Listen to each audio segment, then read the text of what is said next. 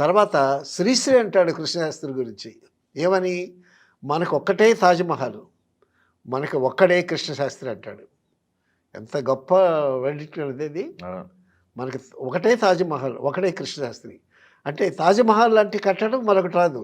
అలాగే కృష్ణశాస్త్రి లాంటి గొప్ప కవి మనకి మరొకడు దొరకడు అనేటటువంటి ఉద్దేశంలో చెప్పినటువంటి మాట.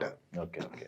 ఒక చోట సినారయ్య గారు ఆయన మనసు విప్పి చెప్పుకున్న మాట ఏంటంటే, నేను కృష్ణశాస్త్రిలాగా గీతం రాయాలనుకున్నాను, శ్రీశ్రీలాగా కవిత రాయాలనుకున్నాను, జాషువాలాగా పద్యం రాయాలనుకున్నాను అన్నాడు.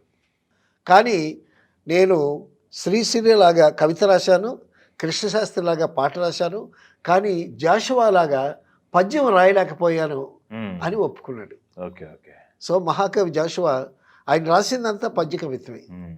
సో అంత గొప్ప స్థానం నారాయణ రెడ్డి గారి లాంటి ఒక గొప్ప కవి జాషువా గారి గురించి మాట్లాడు అలా చెప్పాడు. ఓకే. అయితే వీళ్ళందరికీ దక్కనటువంటి గొప్ప గౌరవం దక్కింది శ్రీ నారాయణ రెడ్డి గారికి.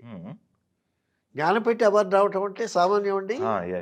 జ్ఞానపీఠ అవార్డు అందుకున్నారు కదా. జ్ఞానపీఠ అవార్డు అందుకున్నాడు ఆయన. విశ్వంబర్ అనేటటువంటి కవితకి నాన్ స్టాప్ కవిత అది.